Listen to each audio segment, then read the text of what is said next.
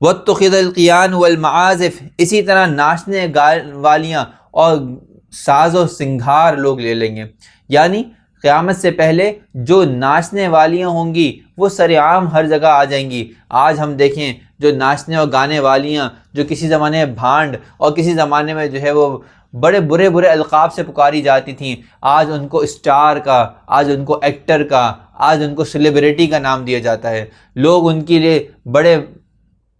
اہتمام کے ساتھ ان کے ساتھ جا کر اپنے ایٹوگراف لیتے ہیں، بڑے اہتمام سے ان کے ساتھ جا کے تصویریں کھنچواتے ہیں اور ان کے ساتھ کھڑے ہونے میں اپنے آپ کو فخر سے محسوس کرتے ہیں۔ حالانکہ حدیث میں اس کی ممانعت آئی ہے کہ قیامت کی علامات میں سے ہے کہ جو ناچنے گانے والیاں ہوں گی ان کی عزت کی جائے گی اور ان کو جو ہے وہ بڑا بنا دیا جائے گا۔ تو یہ ایک قیامت کی علامات میں سے ایک ہے۔ وَلَعَنَ آخِرُ هَذِهِ الْأُمَّةِ أَوَّلَهَا، اور قیامت کی علامات میں سے ایک یہ علامت بھی ہے کہ امت کا آخر امت کے اول پر لعنت کرے گا، یعنی امت کے آخری درجے کے لوگ، وہ جو سب سے بہترین لوگ تھے، خیر امت تھے، ان کے اوپر لعن طعن کریں گے۔ جیسے کہ آپ بہت سارے زمانے میں لوگ دیکھتے ہیں جو اولیاء کرام کی،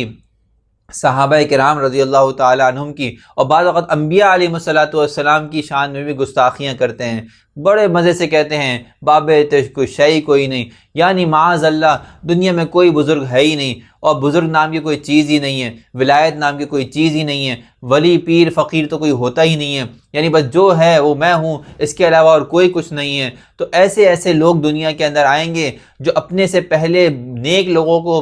گالیاں دیں گے۔ آج کل کے دور میں بڑا آسان ہے ائمہ اعظام کو، امام اعظم ابو حنیفہ رحمۃ اللہ علیہ، امام مالک، امام شافعی کو گالیاں دینا، کچھ لوگ محدثین کو گالیاں دیتے ہیں، برا بھلا کہتے ہیں، کچھ قراء حضرات کو برا بھلا کہتے ہیں، امام، قاری، عالم اور نیک لوگوں کو کیچڑ اچھالنا، ان کو برا بھلا کہنا، یہ تو گویا کہ ایک معمول کی بات ہو گئی ہے۔ تو یہ بہت برا نہیں سمجھا جائے گا۔ یہ قیامت کی علامات میں سے ہے کہ لعن آخر هذه الامة اولها، کہ اس امت کا آخر طبقہ جو خود ملعون ہے وہ اول طبقے کے اوپر جو انتہائی خیر تھا، انتہائی بھلائیوں والا تھا، اس کے اوپر لعنت کر رہا ہوگا۔